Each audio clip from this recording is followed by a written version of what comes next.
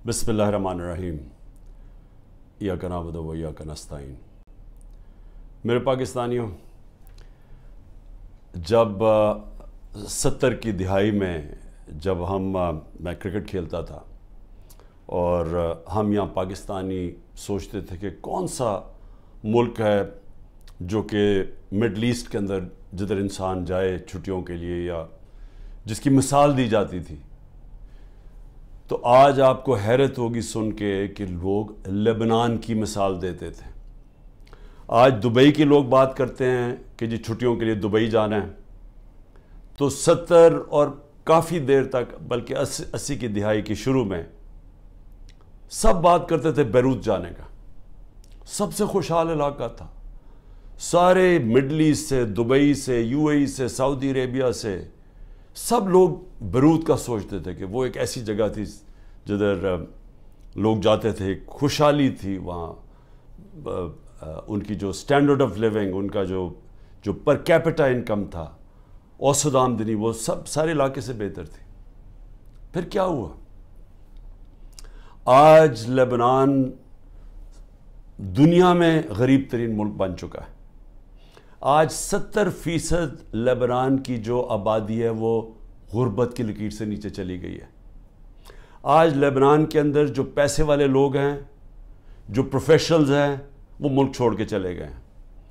आज लेबनान के अंदर जो लोग जो फैक्ट्रियां लगाते थे, जो इंडस्ट्री लगाते थे, वो अपना पैसा बाहर ले गए और दूसरे मुल्कों में चले गए।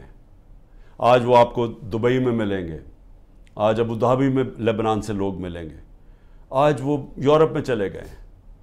लेकिन लेबनान छोड़ के वो लोग चले गए हैं जो जा सकते थे, जो पैसे वाले लोग थे, जो हुनर थी जिनके पास प्रोफेशन था, वो छोड़ के तो चले गए। रह कौन गया? वो लोग जो बाहर नहीं जा सकते, जो गरीब लोगों को वीज़ा नहीं मिलता बाहर जाने का, वो रह गए।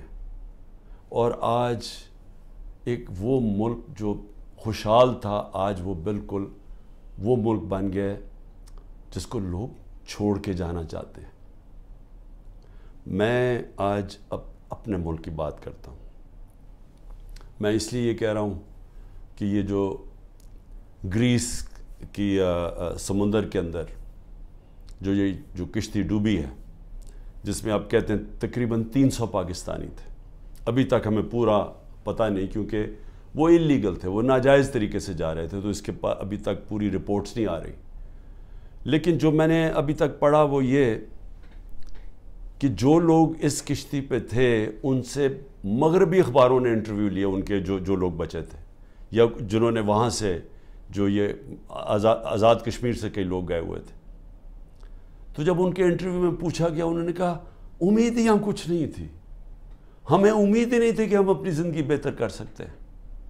इसलिए वो सारों ने क्या किया? पैसा जमा किया, कर्जे लिए, पैसा जमा किया, कर्जे लिए, फिर नाजायज़ तरीके से इनको ये कोशिश थी कि कहीं किसी तरह हम यूरोप में चले जाएं, मुल्क छोड़ के किसी तरह निकल जाए। यहाँ उम्मीद ख़त्म हो गई थी। आज सिर्फ जो ये हमारे गरीब लोग जिनके पास अब बेरोज़गारी बढ़ती जा रही है, आज सिर्फ वो ही नहीं, सिर्फ छोड़ के जा रहा है। हमारे 10 लाख प्रोफेशनल मुल्क छोड़ के चले गए और जा रहे हैं। मैंने अपने अस्पताल की मिसाल इसलिए दी क्योंकि जो कैंसर अस्पताल में स्पेशलिस्ट होते हैं, दुनिया में डिमांड होती है। कहीं दुनिया में कहीं जाएं तो जितने हम उनको तनख्वाह देते हैं, 4-5 गुना ज़्यादा तनख्वाह मिल सकती है वहाँ। तो 10% हमारे कंसल्टेंट शौकत खान हमसे छोड़ के चले गए हैं या जाने वाले हैं, क्योंकि उम्मीद चली गई है उनको। उसी तरह हर जगह से ये रिपोर्ट आ रही है, फैक्ट्रीज़ पे जो बड़े बिजनेसेस थी, जिधर उन्होंने प्रोफेशनल्स हायर किए हुए थे, हर जगह से यही आवाज़ आ रही है कि जी लोग समझते हैं कि पाकिस्तान में उम्मीद ख़त्म हो गई है, आगे को उनको नज़र नहीं आ रहा। लोग मुश्किल वक्त बर्दाश्त कर लेते हैं, हम रोज़ा रख लेते हैं, पता कि शाम को हमने रोज़ा खोला है, भूखे रहते हैं सारा दिन। उसी तरह लोगों को अगर ये उम्मीद हो कि आगे जाके हालात बेहतर हो जाएंगे, وہ کہا ٹھیک ہے یہ مشکل وقت برداشت کر لیتے ہیں. لیکن جو حالات اب جا رہے ہیں, لوگوں کی امید جا رہی ہے ملک سے. اور میں یہ جو آج بات کر رہا ہوں, میں اس لیے کر رہا ہوں, وہ جو لوگ آج اقتدار میں بیٹھے ہوئے ہیں, میں ان کے لیے یہ سامنے رکھ رہا ہوں. دو قسم کے لوگ ہیں نا, ایک تو وہ ہیں جو کہ NRO والے ہیں, جنہوں نے اپنے پیسہ بچانا تھا, جو صرف آئے ملک سے اس لیے تھے کہ ان کے اربوں روپے کے اوپر کرپشن کیسز تھے, تو انہوں نے تو NRO لینا تھا. میرے سے بڑی کوشش کی, میرے پیچھے پڑے رہے, پروپیگنڈا کیمپین کرتے رہے, اپنے میڈیا ہاؤسز کے ذریعے میرے خلاف پوری کیمپین چلائی کہ ملک تباہ ہو گیا, مہنگائی بہت بڑھ گئی ہے. تو انہوں نے تو, ان کا مقصد کوئی ملک کی تو بہتری تھی نہیں, کہ ان کا تو پیسہ باہر پڑا, چوری کر کے ملک کا پیسہ باہر لے گئے ہیں. تو یہاں اگر جب روپیہ گرتا ہے تو ان کو تو کوئی فرق نہیں پڑتا. ملک اگر نیچے جائے گا ان کو کیا فرق پڑے گا. آج اگر یہاں لوگوں کی امید ختم ہوتی جا رہی ہے تو یہ ان کو تو کوئی فرق, ان کا پیسہ ہی پہلے باہر پڑا ہوا ہے. تو اس لیے ایک تو یہ ٹائپ ہے, لیکن دوسرے بھی ہیں, وہ ایسے لوگ ہیں جو آج اقتدار میں بیٹھے, جن کا جینا مرنا اس ملک میں. میں تو ان سے آج بات کر رہا ہوں. میں لیبنان کی اس لیے مثال دے رہا ہوں کہ ہم بڑی تیزی سے اس طرف جا رہے ہیں. ہم اس وقت اتنی تیزی سے وہاں جا رہے ہیں کیونکہ ملک کے اندر جو دولت بڑھتی ہے, جس کو ویلتھ کریشن کہتے ہیں, دولت میں جو اضافہ ہوتا ہے, وہ تو سکڑ کے 6% سے جا کے نیچے چلا گیا ہے 0.2%, کئی کہتے ہیں اسے بھی نیچے چلا گیا. جو انڈسٹری جس کی وجہ سے روزگار ملتا تھا لوگوں کو, انڈسٹری جو ایک ایسی چیز ہے جس کی وجہ سے ٹیکس بڑھتا ہے, کیونکہ دولت بنتی ہے اس میں سے ٹیکس بنتا ہے, ملک کی آمدنی بڑھتی ہے, اس میں سے ایکسپورٹس بڑھتی ہیں, تاکہ آپ جو یہاں ڈالرز ملک میں آئیں. وہ جو انڈسٹری تیزی سے بڑھ رہی تھی, وہ انڈسٹری تو نیچے چلی گئی ہے. ٹیکسٹائل انڈسٹری جو سب سے بڑی ہماری, جس کی وجہ سے ڈالر ملک میں آتے ہیں, ابھی سینٹ ہیئرنگ کے اندر وہ ٹیکسٹائل انڈسٹری والے لوگوں نے سینٹ کے اندر جا کے بتایا ہے کہ 40% پاکستان کی ٹیکسٹائل انڈسٹری بند ہو چکی ہے. 70 لاکھ لوگ جو ٹیکسٹائل انڈسٹری میں کام کرتے تھے وہ بے روزگار ہو گئے ہیں. اور 25% مزید اگر انہوں نے کہا کہ یہ آپ نے نہ کیا, جو قیمتیں آپ نے اتنی چڑھا دی ہیں, بجلی کی قیمت دگنی ہو گئی ہے, گیس کی قیمت کہاں سے کم پہنچ, اگر یہ آپ نے کم نہ کی تو 25% مزید اور بند ہو رہی ہے.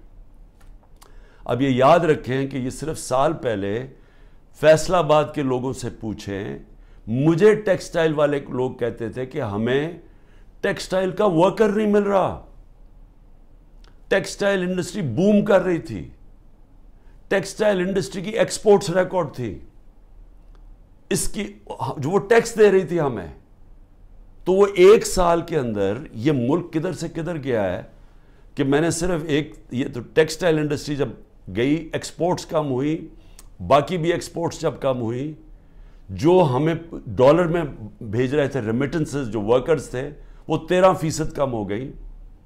ہم نے صرف 1 سال کے اندر جو ڈالر ہر سال بڑھ رہا تھا, ہمارے آخری 2-3 سال ڈالر بڑھتے جا رہے تھے, ریمیٹنسز بڑھتی جا رہی تھی, ایکسپورٹس بڑھتی جا رہی تھی, ہر سال بڑھتی جا رہی تھی, ریکارڈ تھی ہماری آخری 1 سال میں. وہ صرف جو ریمیٹنسز میں کمی ہوئی ہے اور جو ایکسپورٹس میں کمی ہوئی ہے, وہ 7.1 ارب ڈالر ہوا ہے. ہم IMF سے 7 ارب ڈالر کا قرضہ مانگ رہے ہیں. اتنا 1 سال کے اندر کمی آ گئی ہے ڈالرز کے اندر آنے میں, اور یہ مزید اور نیچے جا رہا ہے, کیونکہ جتنا جو مارکیٹ میں ڈالر بک رہا ہے اور جو اس کی آفیشل ریٹ ہے, اس میں جتنا فرق بڑھتا جا رہا ہے, اتنا اور پیسہ بینکنگ چینل سے نہیں آ رہا, یعنی کہ ملک کو اتنا اور کمی ہوتی جا رہی ہے ڈالرز کی. اور جس طرح ہماری انڈسٹری بند ہوتی جا رہی ہے, ڈی انڈسٹریلائز ہو رہا ہے, آگے بے روزگاری بھی بڑھتی جا رہی ہے, اور ہمارا ٹیکس بھی کم ہوتا جا رہا ہے, اور آگے جا کے جو ہمارا ایکسپورٹس جو ڈالرز آنے ہیں وہ مزید اور کم ہوتے جا رہے ہیں. تو ملک میں امید کیوں جا رہی ہے لوگوں کی؟ کیونکہ ان کے پاس اب کوئی راستہ ہی نہیں ہے اس کو چینج کرنے کا. جو کوئی بھی روڈ میپ ہوتا ہے کہ ہاں یہ کرائسس آ گیا, ایسے نکلنا کیسے ہے, سامنے تو ان کے پاس کوئی روڈ میپ ہی نہیں ہے. اوپر سے IMF کے ساتھ سمجھوتا نہیں ہوا. اب یہ بھی سمجھ لیں کہ IMF کے ساتھ سمجھوتے کا کیا مطلب ہے کہ IMF کہ اب ہمارے پاس ہم نے آگے ادائی کرنی ہے ہماری جو قرضوں کے اوپر قسطیں ہیں ڈالرز کی, اب وہ ہمارے پاس ہے ہی نہیں, اور اگر ہم نے ڈالرز نہ دیے تو ڈیفالٹ کر جائے گا. ڈیفالٹ کر گیا تو ابھی پاکستان کی تاریخ میں 38% مہنگائی ہے, تاریخ میں سب سے زیادہ. انہوں نے جب پروپیگنڈا میرے خلاف کیا تھا سب نے مل کے, یہ NRO کا جو میڈیا, تو 12.4% تھی مہنگائی, آج 38% ہے. تو مہنگائی بھی بڑھ گئی ہے, بے روزگاری بھی بڑھ رہی ہے, ساتھ ساتھ امید بھی ختم ہو گئی ہے. یہاں سے لوگ باہر جا رہے ہیں, پروفیشنلز باہر جا رہے ہیں. جو ایک ملک کی ریڑھ کی ہڈی ہوتی ہے, جو ملک میں پروفیشنلز ہوتے ہیں, جب وہ چھوڑ کے چلے جائیں تو ملک آگے کیسے بڑھے گا؟ کس نے آ کے انڈسٹری لگانی ہے؟ اور جب روپیہ گرتا جا رہا ہے تو لوگ ڈالرز پکڑ کے بیٹھ گئے ہیں, سرمایہ کاری کس نے کرنی ہے؟ تو آگے تو کوئی امید ہی نہیں ہے. تو میں آج یہ سب سے پوچھ رہا ہوں, یہ جو ہمارے طاقت میں لوگ بیٹھے ہوئے ہیں, کیا ان کو نہیں نظر آ رہا ہے یہ کیا ہو رہا ہے؟ اور کیا ان کا تو مجھے سمجھ آتی ہے, یہ NRO والے یہ جو سارے مل کے بیٹھے ہوئے ہیں اپنی چوری بچانے جو آئے تھے, کیونکہ ان کا تو مقصد ہی صرف پیسہ بچانا ہے اپنا. لیکن جنہوں نے ملک کو بچانا ہے اور جن کے اوپر جن کا جینا مرنا اس ملک میں ہے, کیا ان کو نہیں نظر آ رہا یہ کیا ہو رہا ہے؟ اور یہ جو حربے استعمال کیے جا رہے ہیں, میں اب آگے یہ بھی سوال پوچھوں, کبھی تو ایک ہی پلان نظر آ رہا ہے. پلان یہ ہے کہ عمران خان کو راستہ کیسے روکنا اقتدار میں آنے سے, یہ بس پلان ہے. سارے اداروں کو لگایا ہوا ہے کہ عمران خان کو فیل کیسے کرنا ہے. سارے, چاہے FIA, نیب, اینٹی کرپشن, وہ جو FBR, یعنی اپنی ایجنسیز, بس پولیس, مقصد کیا جی کہ کسی طرح عمران خان کا راستہ روکنے کے لیے ظلم کرو لوگوں کو. جو عمران خان کے رشتہ دار ہوں, چاہے وہ ہماری پارٹی کے اندر لوگ ہوں, ٹکٹ ہولڈرز ہوں, ٹکٹ ہولڈرز کے رشتہ دار ہوں, سب کے اوپر ایک ظلم کا نظام شروع ہوا ہے. آڑ لی ہوئی ہے اس کی, یہ جو 9 مئی کی, جو ہم سب کہہ رہے ہیں کہ تحقیقات ہونی چاہیے جنہوں نے کیا ہے, اس کے اوپر کوئی انڈیپینڈنٹ انویسٹیگیشن نہیں کرنی. وہ خود ہی فیصلہ کر لیا ہے, پہلے سے پلان ہوا تھا کہ جناب یہ آپ نے یہ کرنا ہے, یہ 4-5 جگہ آگ لگے گی اور اس کے آڑ میں لے کے تحریک انصاف کے پیچھے اور عمران خان کو غدار کہہ دو اور ان کے اوپر ساری پارٹی کو بند کر دو. تو خیر سختی تو پہلے سے شروع ہوئی تھی, یہ تو پہلی دفعہ تو نہیں, یہ تو 25 مئی پچھلے سال سے ہمارے اوپر سختیاں شروع ہوئی تھیں. لیکن ایک اور لیول کی سختی شروع ہو گئی ہے, لوگوں کے گھروں میں گھستے ہیں, یعنی چلیں گھر توڑ دیا, چلیں لوگوں کو جیلوں میں ڈال دیا, چلیں یہ بھی ٹھیک, لیکن گھر کی عورتوں سے جو ہو رہا ہے, مجھے ابھی تک بچوں سے جو ہو رہا ہے, میں تو ابھی تک یہ میرے ذہن میں یہ پوری طرح چیز اس کی کوئی مجھے سمجھ ہی نہیں آ رہی. میں اس کو سمجھنے کی کوشش کر رہا ہوں کہ یہ کون سا ذہن ہے جو یہ کر رہا ہے کہ لوگوں کے بچوں کے اوپر, اسکول کے بچوں کے اوپر ان کی دھمکیاں دیتے ہیں, عورتوں کے اوپر. ابھی ایک ڈاکٹر طاہر ایکس منسٹر رہ چکا مشرف کے دور میں, وہ ساری میڈیکل کمیونٹی جاتی ہے اس ڈاکٹر کو. اس نے اپنی پوری کہانی لکھی ہے کہ کہتا میں گھر میں مجھے پتہ ہی نہیں تھا, نہ میں کسی مظاہرے میں شرکت کی ہے, گھر میں آئے, مجھے اٹھایا, گھر میں توڑ پھوڑ کی, بیوی کو بٹ مارے, بندوق کے بٹ مارے بیوی کو, اس کو جا کے چکی میں ڈال دیا, جو کہ وہ سزائے موت والے قیدیوں کو ڈالتے ہیں. وہ اس کے 2 مریض تھے, ایک مرگی کی مریض تھی, ایک اس کو سٹروک ہو چکی تھی. وہ ڈاکٹر تھا, 10 دن اس کو وہاں بند کر دیا. یعنی کوئی اس میں, یعنی ایسے کوئی حیوانوں کے آرڈرز دیے ہوئے ہیں کہ جو ملے اس کو پکڑ کے یہ ظلم شروع کر دو اس کے اوپر. لیکن عورتوں کے اوپر, اس کی بیویوں کو بٹ مارے. وہ کہتا, اس نے اپنا لکھا ہے, کہتے چلیں ٹھیک ہے, مجھے کیا, مجھے اٹھا کے, مجھے کھینچ کے, جس طرح کے کوئی مجرم ہوتا ہے گھر سے نکالا انہوں نے, اور جس طرح گھسے رات کے 3 بجے. لیکن وہ بیوی کو پٹ مارنا، اس کے زخم کیے ہوئے ہیں. اور اسی طرح سارے یہ کہانیاں آتی ہیں کہ گھروں میں بیویوں عورتوں سے، عثمان ڈار کی والدہ سے بدتمیزی، اس کو دھکے دے رہے ہیں. یعنی یہ ہمارا دین تو خیر، یعنی وہ نبی صلی اللہ علیہ وسلم نے وہ ہدایتیں کی ہوئی تھیں کہ مخالفوں کے خلاف جنگ کے دوران، وہ بھی جنگ مخالف کے دوران، مخالف کے ساتھ، نہ ان کی عورتوں کو کچھ ہاتھ لگانا ہے، نہ ان کے بوڑھوں کو، نہ ان کے بچوں کو. یہ ہدایت تھی جنگ کے دوران. تو یہاں تو اپنے لوگوں سے کیا جا رہا ہے. ہم پڑھتے تھے یہ اخباروں میں کہ جی مقبوضہ کشمیر میں اس طرح گھروں میں گھستی ہے ہندوستان کی فوج. فلسطینوں سے سنتے تھے، لیکن وہاں بھی عورتیں بچوں سے اتنا نہیں ہم نے سنا جو اب ہو رہا ہے. تو اس سے کیا، یعنی اس سے حاصل کیا ہوگا؟ یہ جو ظلم کر رہے ہیں لوگوں کے گھروں میں، گھر توڑ رہے ہیں، بزنسز بند کر رہے ہیں. آگے بے روزگاری ہے، لوگوں کی بزنسز بند کر رہے ہیں. وہ لوگ بے روزگار، اچھا پھر نوکروں کو اٹھا کے لے جاتے ہیں. مجھے ابھی یہ نہیں سمجھ آئی، وہ بیچارے نوکر جو اپنی بیوی بچوں کا پیٹ پال رہے ہیں، ان کو اٹھا کے لے جاتے ہیں اور ان کو مارتے ہیں، ان کے اوپر ظلم کرتے ہیں.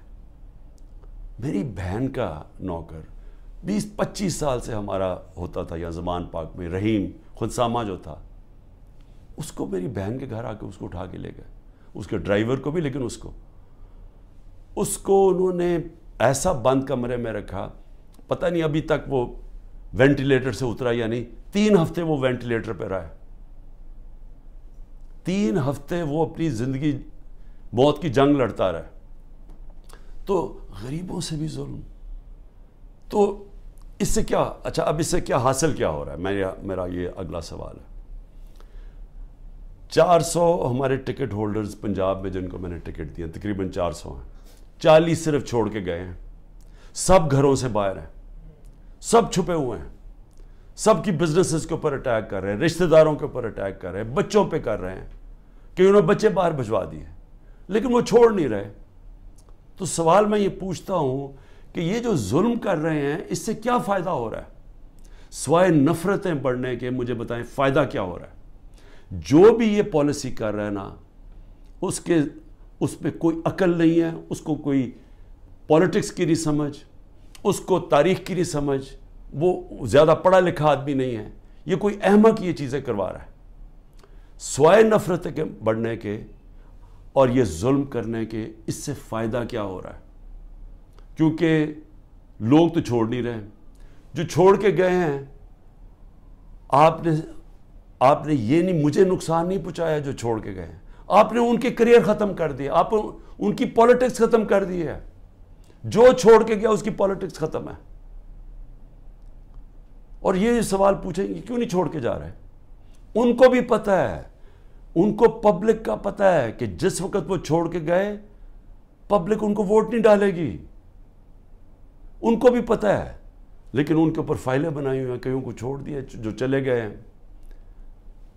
لیکن آگے میں صرف اب آگے پوچھتا ہوں کہ مجھے کیا نقصان پہنچا رہے ہیں؟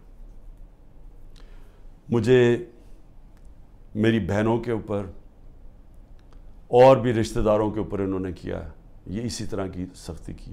سب بیٹھے ہم سہ رہے ہیں. سب میرے گھر ابھی تک سیکیورٹی کا جو چیف تھا وہ ابھی تک غائب ہوا ہے، اس کو اٹھا کے لے گئے. یہاں سے وہ آئے بچے بیچارے سوشل میڈیا کے پرسوں، ان کو پکڑ کے لے گئے. وکیل میرا آیا جو اس کا کوئی تعلق ہی پارٹی سے نہیں تھا، وہ اور اس کے ڈرائیور کو اغوا کر کے لے گئے. وہ رات تک اس کو رکھا. تو کیا میں اس سے ڈر جاؤں گا یا پیچھے ہٹ جاؤں گا؟ کیا مجھے اس سے یہ جو کیسز ہیں، قتل کا کیس میرے اوپر کر دیا، میری بہن کے اوپر کیس کیا ہوا ہے اینٹی کرپشن نے، 6 ارب کی زمین لیا میں لیا اس نے جب میں پرائم منسٹر تھا. یعنی ایسے ڈفر ہیں لوگ. میں واقعی یہ ڈفر ہی ہوں گے. وہ اینٹی کرپشن سے کیس کروایا. وہ اس نے چیک سے پیسے دیے تھے، اور پیسے کتنے تھے؟ 6 کروڑ کی زمین تھی، 75 لاکھ اوپر ٹیکس دیا ہوا ہے. وہ چیک سے سارا دیا ہے. وہ چیک کے نمبرز ہیں، چیک کی ڈیٹ ہے، اور وہ کب دیے ہیں وہ میری بہن نے وہ کب یہ پراپرٹی خریدی؟ جب حمزہ شریف پنجاب کا چیف منسٹر تھا، میں پرائم منسٹر ہی نہیں تھا تب. تو اب سوچ لیں کہ یہ کس سطح کے اوپر پہنچ گئے کہ 160 کیسز ہو گئے میرے پر. کیا میں پیچھے ہٹ گیا ہوں؟ کیا میں پیچھے ہٹ جاؤں گا؟ میں تیار بیٹھا ہوں. مجھے پورا پتا ہے کہ انہوں نے جیل کا پلان بنایا، میں تیار ہوں جیل کے لیے. لیکن اس سے کیا ہوگا؟ جب میں جیل چلا جاؤں گا ڈسکوالیفائی کر دیں گے مجھے. اتنے کیسز ہیں، کبھی بھی کر سکتے ہیں. اس سے کیا ہوگا؟ یہ میری آج بات یاد رکھ لیں، کیونکہ آپ کو پولیٹکس کی سمجھ نہیں ہے. یہ پولیٹیکل انجینئرنگ بار بار فیل ہو چکی ہے. یہ جو آپ کرنے جا رہے ہیں، میری ذرا سن لیں بات. مجھے آپ ڈسکوالیفائی کریں گے، میں جیل میں ڈالو گے، تب بھی پی ٹی آئی جیتے گی. تحریک انصاف کا ووٹ بینک بڑھتا جا رہا ہے. یہ ظلم کی وجہ سے اور لوگ ہمارے ساتھ آ گئے ہیں. لوگ چھوڑ اس لیے نہیں رہے، لوگوں کو بھی پتہ ہے، نیچے سے پتہ ہے، پبلک ان کے ساتھ کھڑی ہے. ورکر کیوں نہیں چھوڑ کے جا رہا؟ ورکر جیلوں سے نکلتا ہے، اس کو سوچیں بری طرح رکھتے ہیں. وہ عدالت میں جاتا ہے، تحریک انصاف زندہ باد کے دعوے لگاتا ہے. وہ کیوں نہیں چھوڑا؟ کیونکہ قوم جب ایک نظریے کے ساتھ کھڑی ہو جائے، آپ ڈنڈے مار کے ان کو نظریہ نہیں ان سے نکال سکتے. یہ جو بھی پالیسی بنائی ہوئی ہے ظلم کرنے کی، یہ فیل ہو گئی ہے. یہ پالیسی کامیاب نہیں ہو سکتی. آپ جب بھی الیکشن کروائیں گے، میرے سے آج لکھ کے لے لیں، تحریک انصاف سویپ کرے گی. بلکہ آپ نے پی ڈی ایم کا جنازہ نکال دیا ہے. آپ نے ان پارٹیز کو بالکل جو رہی صحیح کسر رہی ختم کر دی ہے. یہ اب الیکشن ہی نہیں لڑنے کے قابل. یہ وہ الیکشن کوشش کریں گے، وہ جو ابھی کراچی کے اندر وہ جو میئر کا الیکشن ہوا، اس ٹائپ الیکشن. وہ میئر کا الیکشن تو ہو سکتا ہے انڈائریکٹ. جب جنرل الیکشن ہوگا اس ملک میں 25 کروڑ لوگوں کا، وہ کوئی کنٹرول نہیں اس کو کر سکتا. جب بھی آپ الیکشن کروائیں گے ہارنا ہے. لیکن یہ ملک کا کیا بن رہا ہے؟ میں تو صرف اس لیے آج پوچھ رہا ہوں، میں بار بار ڈائلاگ کی بات اس لیے کرتا ہوں، مجھے اپنے ملک کی فکر پڑی ہوئی ہے، مجھے اپنی فکر نہیں ہے. کیونکہ جو بھی آپ کریں گے، مجھے یہ اللہ، جب قوم ساتھ کھڑی ہے تو مجھے کس چیز کی فکر ہے؟ لیکن ملک کی فکر ہے. کیونکہ ملک، ہم لیبنان کی طرف تیزی سے جا رہے ہیں. ہمارا ملک تیزی سے نیچے جا رہا ہے. اور سب سے خوفناک، جب ایک قوم کے لوگوں کی امید ختم ہو جائے. اور یہ جو بات کی خواجہ آصف نے اوورسیز پاکستانی کی، یہ میری بات یاد رکھنا کہ جب بھی یہ ملک انشاءاللہ ایک دن ہم کھڑا کریں گے، اوورسیز پاکستانیز کے کندھوں کے اوپر کھڑا ہوگا.